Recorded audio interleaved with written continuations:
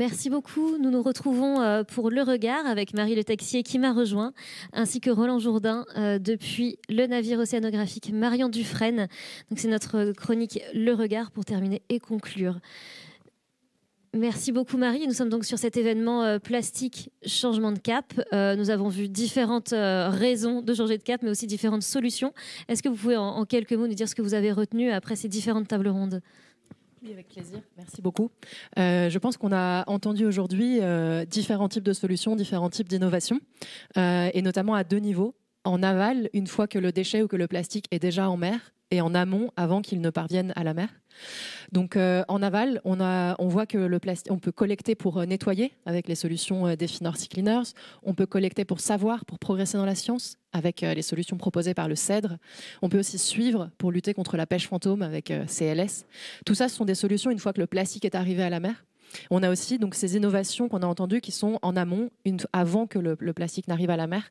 Et on le rappelle, 80% des sources de pollution marine sont terrestres. Et là, on retrouve dans nos solutions amont notre fameuse hiérarchie des déchets. On peut commencer par supprimer ou par remplacer le plastique par d'autres matériaux moins nocifs, en évitant si possible le transfert d'impact environnemental. On a vu les bioplastiques de Polymaris. On a entendu aussi les filets de pêche biodégradables d'Indigo ou du projet Link Biomer. Et toutes ces solutions. Et si on a aussi eu pas mal de solutions sur tout ce qui est recyclage, valorisation, avec notamment l'intervention de Filet Fab et aussi de Plastic Odyssée que mentionnait Roland tout à l'heure. C'est aussi faire autrement. Roland, si je peux vous redonner la parole, vous avez développé un nouveau navire à partir de fibres de lin parce que c'est aussi comment est-ce qu'on fait différemment pour éviter de polluer. Est-ce que vous pouvez nous en dire quelques mots sur ce navire qui est en Méditerranée ? Oui, tout à fait. We Explore, il représente, je dirais, le chemin. C'est peut-être un résumé de l'émission et puis de tout ce qui a été proposé là. Un chemin professionnel dans une diversification ou en tous les cas un virage, parce que sur le constat de voilà, faut changer les choses, faut que chacun balaye devant sa porte, faut creuser, donc retrouver les capacités de la fibre naturelle comme on l'a vu pour les filets et plein d'autres choses. Donc la coque du bateau, on a 1 hectare de lin sur ce catamaran qui fait 18 mètres de long, donc c'est entre guillemets une première mondiale. Je pense que ça va aider à faire avancer les travaux sur cette fibre végétale, sur le développement du lin. On a le meilleur lin du monde en France, et 80% de cette production elle part en Chine pour nous revenir sous forme de vêtements. Donc il y a des choses à faire. Là, on est donc dans le domaine du composite et on a sur nos côtes et sur la façade d'Europe les meilleurs chantiers de composite du monde aussi. Donc il y a forcément en circuit court quelque chose à faire.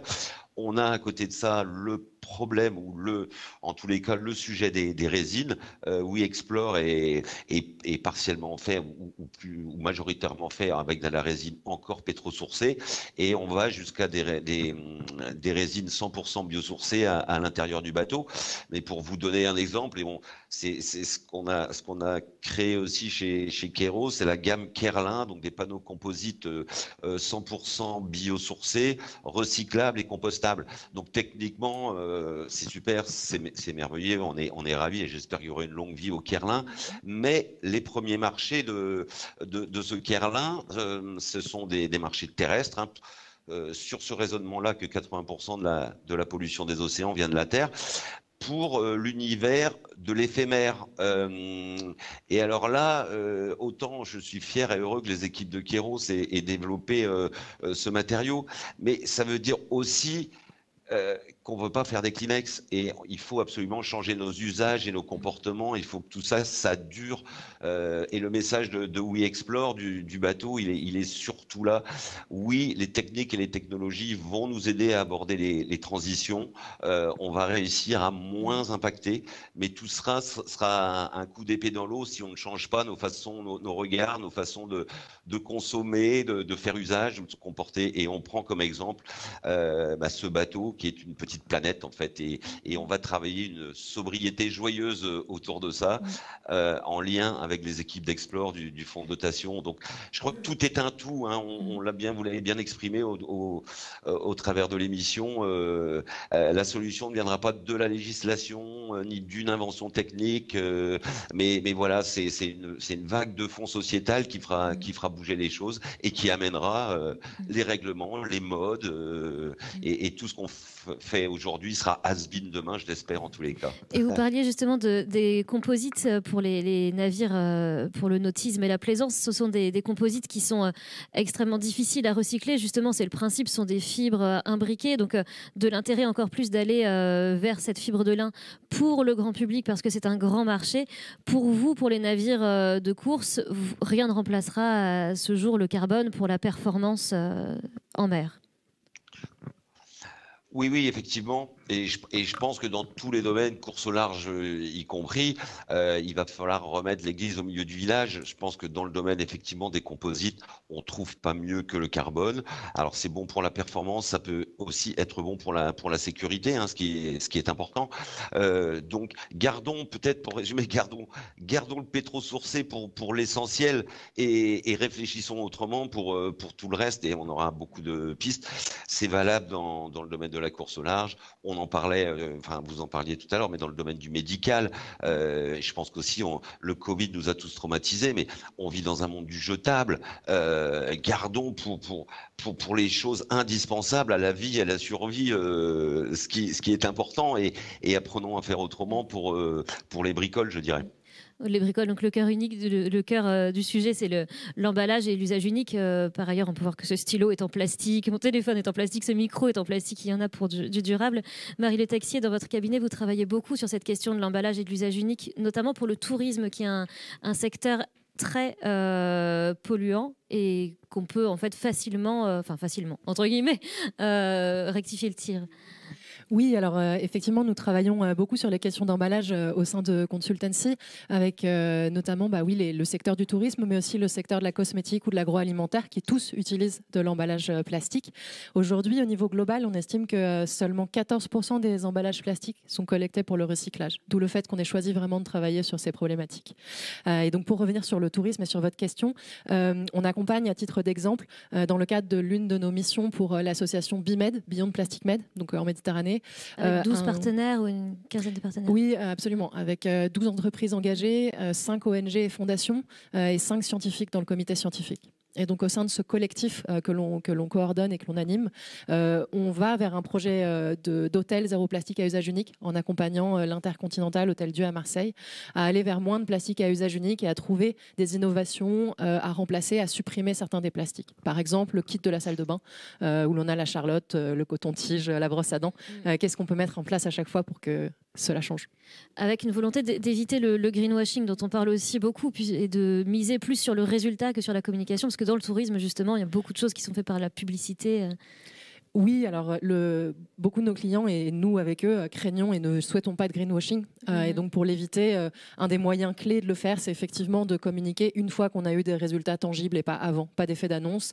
Une fois que l'on a bien vérifié, que l'on sait ce sur quoi on communique, on est capable d'avoir une communication réaliste et de ne pas faire de survente, si je puis dire. Et ça peut passer par des gestes très simples de changement d'usage, de revenir à des consignes pour les gobelets, des choses très basiques, mais qui ont un effet à grande échelle. Ça peut passer effectivement par des choses, des effets quick win, comme on dit, donc assez rapides, assez faciles. Si je reviens sur le kit salle de bain, il est maintenant passé sur demande. Alors, c'était pas si quick win parce qu'en l'occurrence, l'hôtel dépendait du groupe et il a fallu une dérogation sur ce point-là au niveau du groupe, ce qui a été quelque chose de difficile à obtenir. Mais dans la pratique, maintenant, le kit est sur demande. En revanche, pour certaines solutions, et je reviens sur les idées de changement d'usage et de ce que disait Roland tout à l'heure, il y a des choses qui demandent des changements de business model, des changements plus profonds, de reconsidérer, de se questionner sur le besoin. Et là-dessus, c'est important d'avoir une réflexion qui prenne du temps et d'y mettre les moyens et la collaboration entre les différents acteurs pour y arriver. Merci beaucoup. Roland Jourda, j'ai reçu des questions pour vous. On demande, est-ce que la bonne volonté et la sensibilisation du public au problème du plastique sont la solution? C'est une grande question. Mais tout fait partie de la solution. Il n'y a pas une solution, je crois. Hein. On dit souvent ça pour les énergies. Il n'y a pas une énergie pour demain, mais il y a pas une solution pour éradiquer le plastique. Hein. Le plastique, on a été éduqué par le plastique, c'est fantastique. Donc il n'y a pas un moyen pour moi. Ce que je disais tout à l'heure, je rêve vraiment du moment où cette gabegie, parce il faut employer les termes comme ça, sera d'un autre temps, d'un autre monde, d'une autre mode, et on sera vraiment ringard quand on utilisera du plastique comme on le fait aujourd'hui. Donc ça passe avant les législations, je pense, hein, ça passe effectivement par la sensibilisation et tout moyen, je dirais, qui soit technique, scientifique, artistique et culturel pour rendre ce plastique ringard. Merci beaucoup. Avant de clore cette émission, est-ce que Roland, comme l'a fait Marie, vous pouvez faire peut-être un tour d'horizon de ce que vous avez pu entendre pendant cette émission et de ce qui peut-être vous a un peu plus marqué, de ce que vous avez pu entendre et suivre, peut-être découvrir? Marie l'a vraiment très bien résumé cette émission, mais j'ai évidemment souri puisque je suis bigoudin et en voyant les filets de raisin de se dire bah oui c'était un temps que les moins de 20 ans ne peuvent pas connaître, mais c'était quand même, ça fait pas si longtemps et c'est réjouissant de voir qu'on se retourne vers le végétal, vers cette bio-inspiration en fait pour être plus raisonnable pour demain. Les bactéries marines. Je rêve aussi que nous, pour travailler sur la fibre de lin, et nous ne sommes ni chimistes ni agriculteurs chez Kairos, mais le composite de demain, on peut le rêver dans notre vert et bleu, dans notre glace breton, avec les liants qui viennent de la mer et la fibre qui pousse sur les côtes. Donc il y a plein de sujets pour se réjouir, hein, parce que on le sait bien, il y a des grumeaux qui arrivent, on sait bien que ça va pas se passer comme prévu, mais il y a quand même une infinitude de solutions dans la finitude du monde qui nous est bien montrée aujourd'hui. Donc c'est chouette. Et pour finir, vous êtes donc à bord du Marion Dufresne pour l'école Bleue Outre-mer avec beaucoup de jeunes, beaucoup d'étudiants.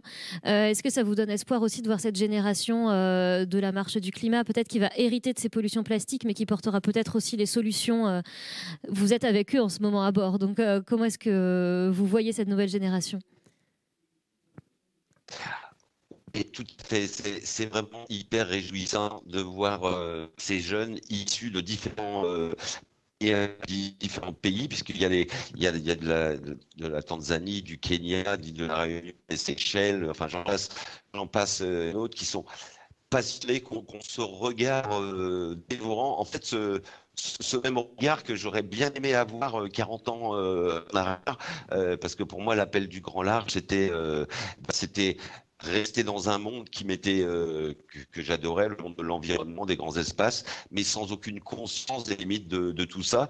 Eux, ils l'ont, cette conscience-là, et ils ont les yeux comme des soucoupes. J'étais tout à l'heure avec quelques-uns d'entre eux sur la passerelle là-haut, à compter les oiseaux, à regarder la tortue. Ils parlent de bathymétrie, il y a plein de diminutifs scientifiques que je ne comprends absolument pas. Donc, on a effectivement un réservoir, une équipe de jeunes là, qui sont prêts à bouffer, à traverser le monde, parce qu'ils ont envie de le connaître tout simplement dans le bon sens du terme. Mais je pense, et pour côtoyer aussi beaucoup de jeunes dans le cadre de nos projets Explore, il faut qu'on soit vraiment tous ensemble là-dessus, parce qu'on a aussi des jeunes, et le post-Covid nous l'a montré, l'éco-anxiété est là, et l'envie en fait de brûler la chandelle jusqu'au bout, donc il faut pas mollir, il faut compter simplement sur une génération où les gens s'en débrouiller, ils ont la pêche. Non, il y a des jeunes qui ont la pêche, il y a des jeunes qui ont la pêche et qu'il faut aider et qu'il faut amener dans notre boule de neige commune pour améliorer nos lendemains dans le monde du vivant. On est quand même sur une planète qui vaut le coup, qu'on l'occupe un petit peu encore si on a l'intelligence. Merci beaucoup. On va vous laisser retourner compter les oiseaux et regarder les tortues avec vos étudiants. Marie Le Texier, pour votre part, vous avez une conférence qui vous attend sur réduire le plastique à la source ici à l'Arena pour Plastique Changement de Cap. Je vous souhaite de bonnes rencontres sur ces réductions de pollution plastique. Merci beaucoup d'avoir été avec nous. Merci beaucoup. Merci beaucoup à toute l'équipe de l'Arena, de Brestem, de Destination Rennes qui ont organisé ces rencontres. Merci à tous nos invités qui ont été parmi nous et aux équipes du Pôle Mer, de Rivacom, du Marin et de West France qui ont rendu cette émission possible. Merci beaucoup.